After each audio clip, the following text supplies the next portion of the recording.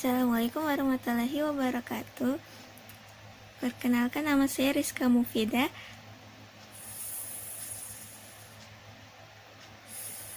Saya sekarang kuliah mau semester 5, jurusan Teknik Informatika. Dan sekarang saya juga sedang mengikuti kelas 30 hari jago bacot. Nah, di situ tuh awal mulanya itu kita diajarin, pembahasannya selama 30 hari itu nanti akan dibimbing dan diarahkan untuk bisa berkarya atau menjadi penulis atau punya karya buku, motivator, YouTuber, selebgram mungkin. Intinya mah jadi motivator kelas dunia sama nerbitin karya atau buku gitu. Nah, jadi tuh selama 30 hari ini nanti bakalan ada dikasih materi spesial sampai 12 atau 13 materi gitu. Ada juga pendalaman materi untuk selain itu juga untuk gak bosan pasti ntar ada gamesnya gitu. Mungkin gamesnya ada 3 kalian kali ya. Nah, terus tuh yang didapatkan di 30 hari bacot ini awalnya itu jadi ada 10 poin atau 10 cara yang bisa kita 10 cara jitu untuk bisa menerbitkan karya deh kalau nggak salah. Ini 10 cara mudah untuk mendapat berkarya atau menerbitkan buku. Nah, yang pertama itu 1 hari 1 postingan. 1 hari 1 postingan ini itu penting banget buat kita tuh kayak nabung naskah gitu, buat nyicil naskah. Jadi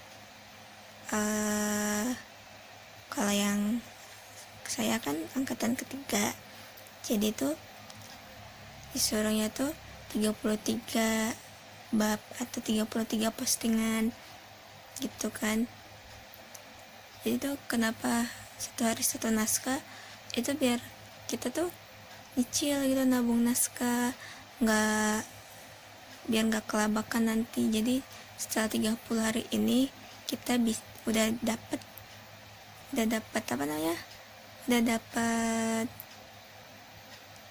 karya siap diterbitkan atau dinaskahkan gitu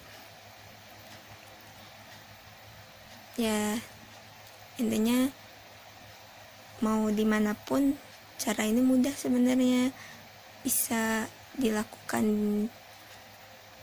walaupun hanya sendiri juga bisa. Jadi 1 hari itu 1 naskah, kita buat dulu judulnya apa, nulis babnya apa aja, namanya berapa,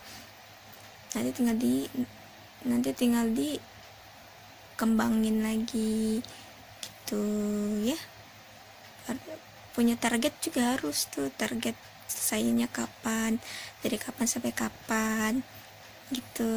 Nah, terus yang kedua,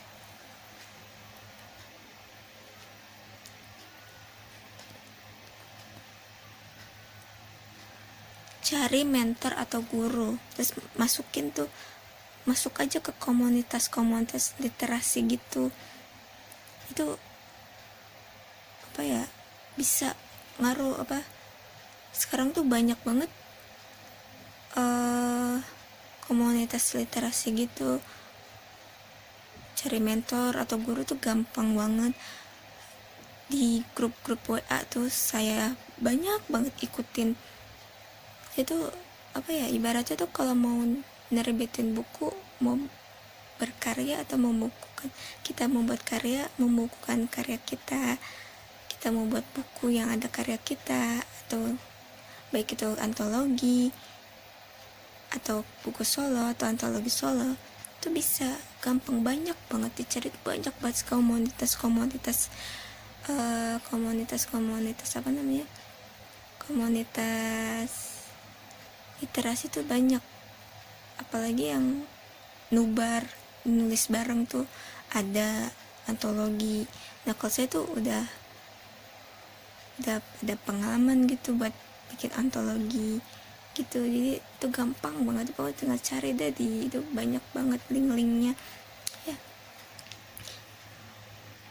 Itu tuh penting karena kenapa kita harus cari ya, minimal 5 lah.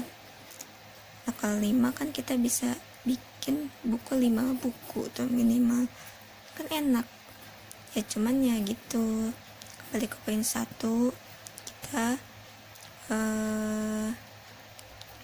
harus apa namanya, kita harus posting atau punya target dulu, tujuan gitu. Nah yang ketiga ya,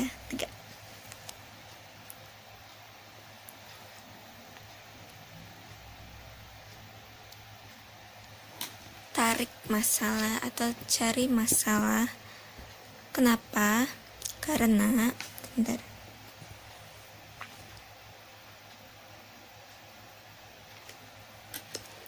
itu tuh yang ketiga nih, cari masalah atau tarik masalah. Kenapa? Karena gini, kita tuh buat buku sebenarnya biar ada tujuan. Jadi kita cari masalah dan kita buat solusinya. Jadi di buku kita itu ada keunggulannya. Misalnya kita mau buat buku tentang apa nih yang dibutuhin banyak orang, yang kita tahu, yang kita paham. Misalnya yang dibutuhin sekarang tuh apa ya, bisnis, misalnya bisnis. Kita buat buku tuh caranya bisnis, apa, cari masalah, terus kita buat carikan solusinya. Misalnya bisnis sekarang dibutuhin nih, orang kan butuh uang, misalnya butuh usaha. Nah kita buat tuh, atau kita nulis tentang bagaimana cara biar jadi pengusaha misalnya di tengah pandemi, gitulah kurang lebih ya. Nah terus pokoknya kita buat buku juga buat apa ya, awalnya tuh buat tujuannya, nanti diisi buku kita itu tentang apa gitu. Jadi cari masalah nih, kita cari masalah sekarang yang ada sekarang di mana-mana yang memang dibutuhin. Nah, kita carikan solusinya, nanti tulis gitu. Nah itu yang ketiga. Sekarang keempat nih,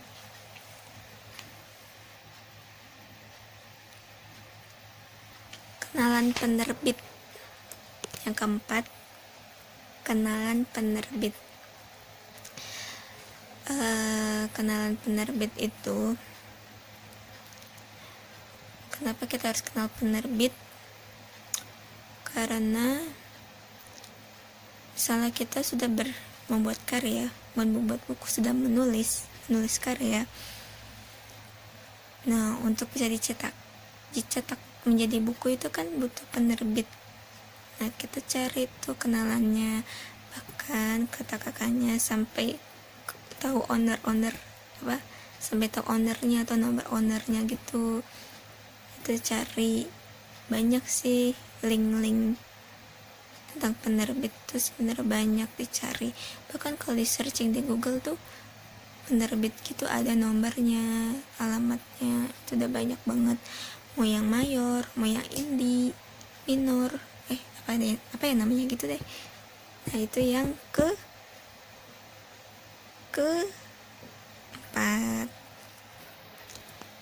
Lalu yang kelima itu kita buat apa,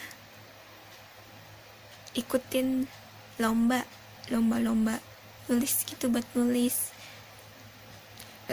Alhamdulillah, maaf, lomba untuk menulis atau ikut antologi itu banyak banget. Memang nih, kalau ikutan gitu tuh ada yang berbayar, ada juga yang tidak berbayar, ada yang gratis. Cuma kebanyakan tuh ada banyak syarat-syaratnya, harus follow ini, harus sebar banner gitu tuh. Itu banyak banget kalau di grup-grup WA tuh. Terus apa ya, oh ya, nanti tuh misalnya antologi itu ada yang wajib beli buku minimal 1, ada juga yang tidak wajib, tapi banyak kan sih yang wajib. Ada juga yang hanya lomba, nggak usah beli buku nggak apa-apa, dan malah kita dapat hadiah. Itu ada yang gratis, ada yang berbayar. Itu banyak banget pokoknya, tinggal dicari aja. Sebenarnya tuh kita gampang banget kalau misalnya sekarang tuh ya, mau nerbitin buku tuh gampang banget deh. Rajin cari aja ya, ada pokoknya banyak tersebar. Terus yang ke-6 itu janjipreneur. Janjipreneur sebenarnya kurang paham. Mungkin janjipreneur tuh kayak janji kita bakal bakal buat karya gitu. Misal kita targetin mau buat buku selama 30 hari harus jadi. Itu misalnya nggak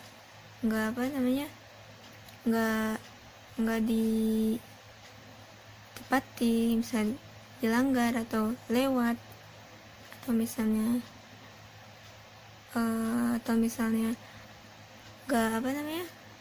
nggak terwujud, nggak tercapai, itu kita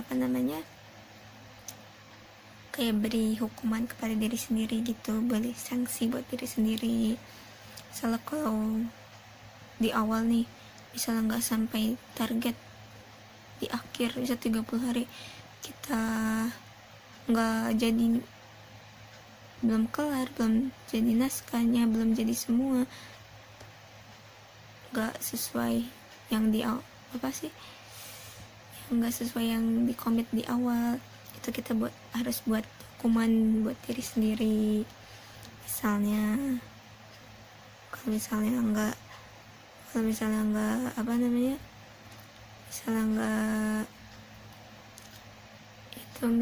saya melanggar, sanksinya beliin pulsa temen misalnya gitu, berapa orang gitu, kurang lebih gitu ya. Terus yang ke-7, kayak di sebelumnya, ke poin berapa tadi ya, dia tuh menariknya apa, kelebihannya apa di karya teman-teman, di karya kalian, di buku kalian. Nah misalnya nih,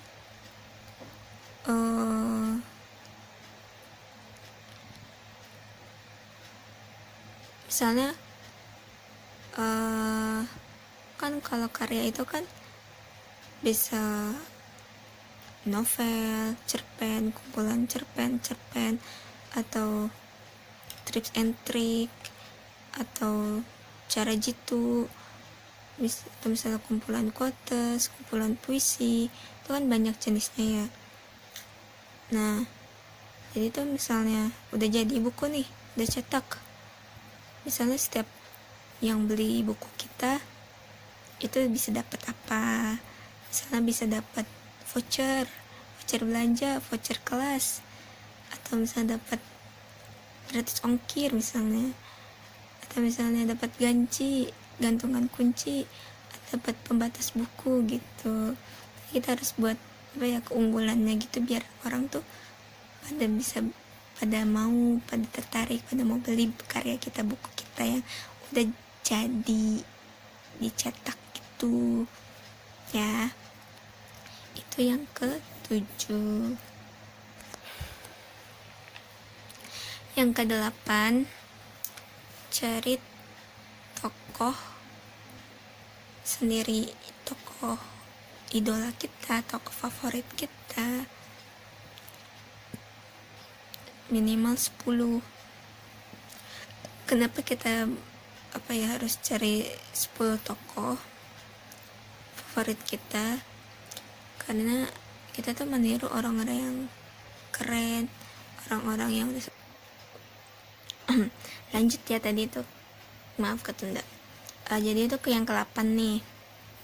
Yang ke-8 itu cari 10 tokoh idola kita sendiri.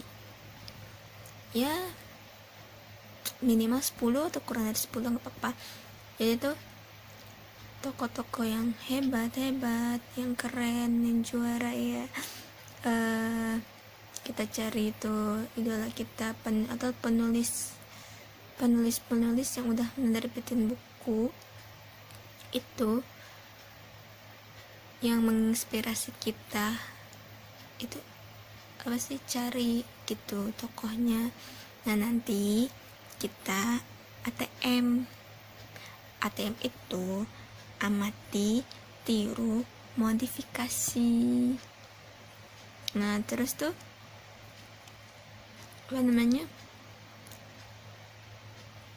kenapa kita harus ngikutin tokoh-tokoh yang sudah besar, yang udah terkenal, yang ternama, atau yang menginspirasi, atau dia udah punya karya yang bisa kita idolakan? Itu kenapa? Karena biar kita ketularan kerennya ya. Kalau misalnya sendiri itu sebenarnya nggak apa-apa sih sendiri, cuman kan kalau sendiri bakalan lama suksesnya, lama keren, jadi kerennya. Jujur ya, saya pribadi masih ngikutin sendiri, masih ngikutin kata hati, masih belum ada tokoh-tokoh yang saya idolakan, belum saya cari. Sebenarnya ada, cuman saya selama ini berkarya itu hanya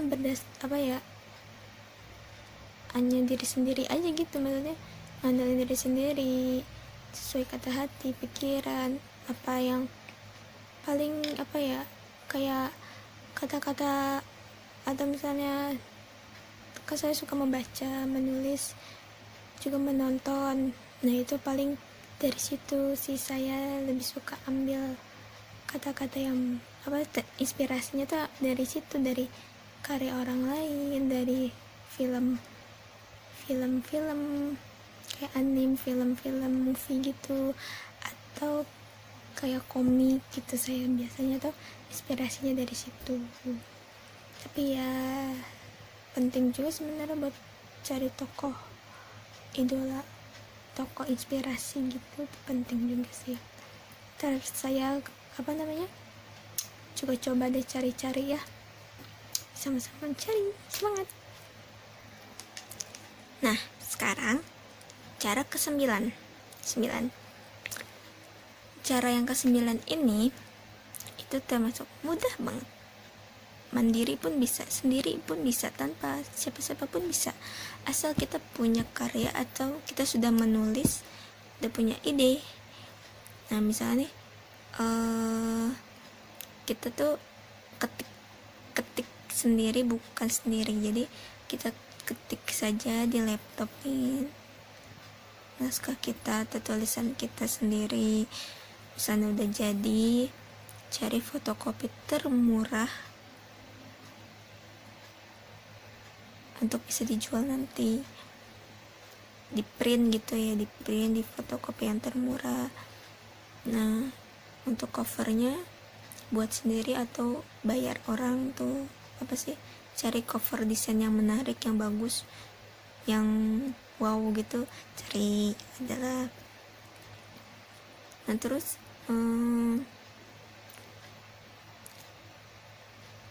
udah tinggal jual deh, terus cari penerbit. gitu.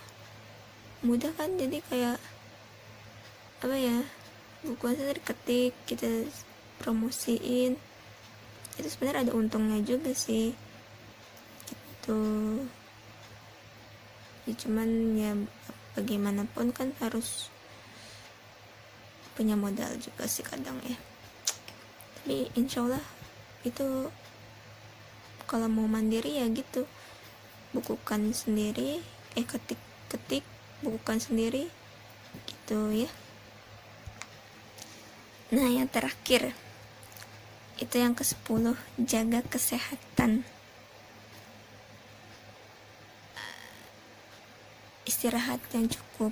Kenapa? Karena percuma kita terlalu gaspol atau terlalu semangat sampai lupa kesehatan, sampai lupa apa ya, jaga diri, jaga tubuh, kesehatan, jadi tersakit. Kalau sakit kan bakalan ketinggalan banyak. Misalnya karya belum kelar, nggak bisa lanjutin, kalau sakit juga nggak enak ya. Jadi walaupun kita harus gaspol, tetap harus ingat untuk ngerem. Sesekali ngerem nggak apa-apa, tapi jangan jadi habis ngerem jadi kendor. Tapi harus tetap ngerem sebentar, gaspol lagi untuk untuk melanjutkan yang kekosongan itu. Misalnya kita istirahat tuh gitu ya. Itu 10 cara mudah untuk menerbitkan buku. Nah lanjut, jadi tuh kan sebelumnya 10 gitu, 10 cara mudah menerbitkan karya atau buku. Sekarang tuh lanjut ya, yang mau dibacain tentang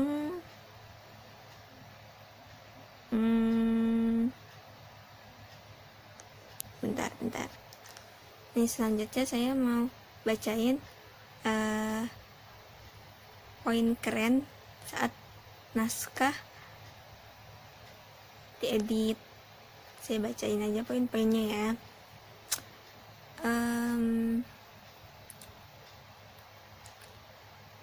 Judul bab dimodif keren lagi dan bikin orang makin penasaran. Yang kedua, ada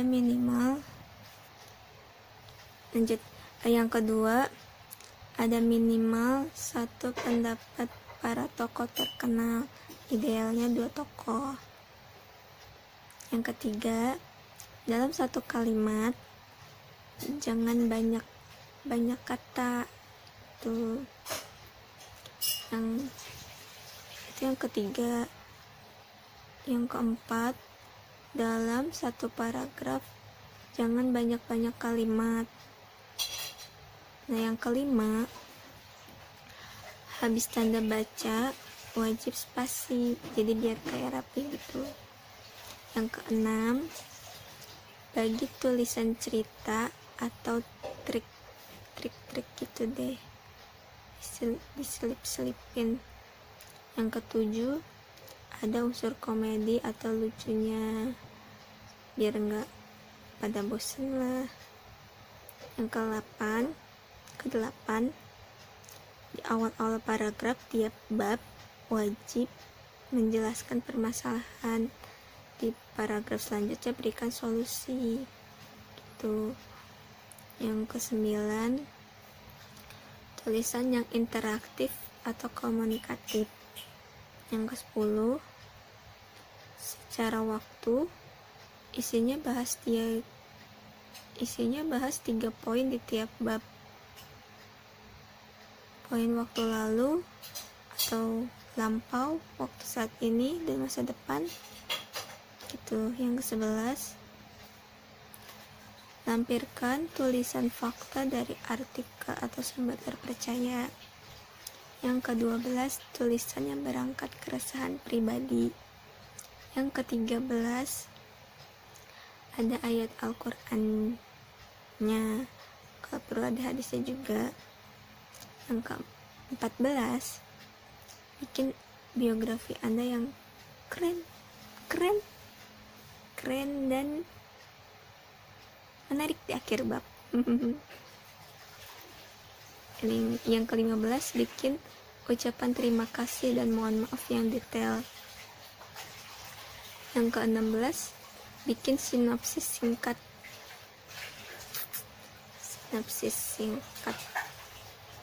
Yang ke-17, siapkan list testimoni. Yang ke-18, dalam satu bab minimal ada 2 foto.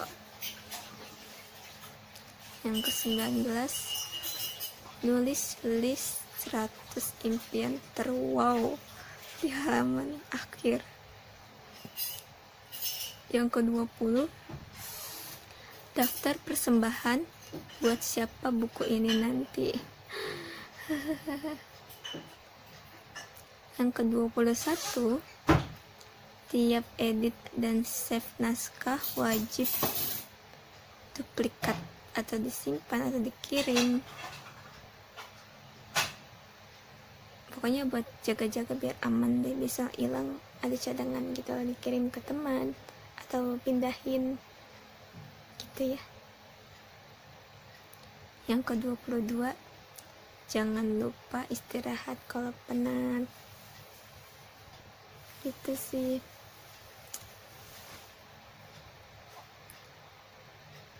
Jadi ya itu sih yang bisa didapatkan dari dari 30 hari jago bacot itu. Ya baru itu, mungkin ada juga beberapa yang belum disampaikan. Jadi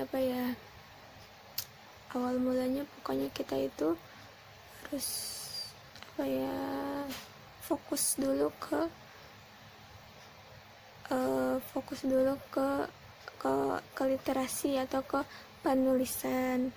Nah, jadi tuh kalau udah baru ntar ke lainnya gitu. Mau ngomong apa lagi ya? Ya, tadi sampai mana ya? Pokoknya tuh intinya 30 hari bacot ini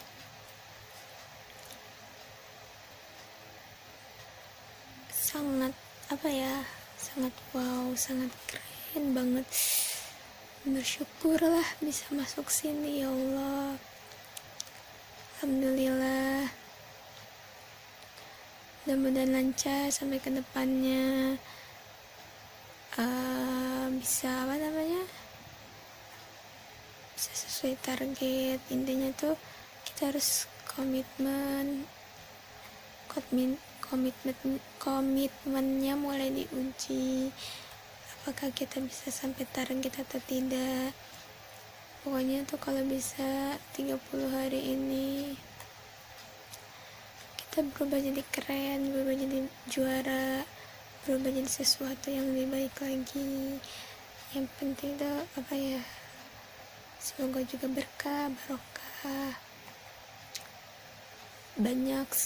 pasti bakalan banyak yang bisa didapetin dari 30 hari bacot ini. Ya itu aja sih ya. Sebenarnya ada yang pengen disampaikan lagi, tapi ya segitu aja dulu. Pokoknya 30 hari jago bacot ini wow, keren banget gitu ya, mantap, juara gitu ya. Itu aja loh makanya yang bisa disampaikan. Apa yang didapatkan sebenarnya masih banyak banget belum dikeluarkan. Kurang lebihnya mohon maaf. Saya Rizka Mufida undur diri. Salam semangat untuk tetap berkarya, juara, dan menjadi wow, keren. Assalamualaikum warahmatullahi wabarakatuh.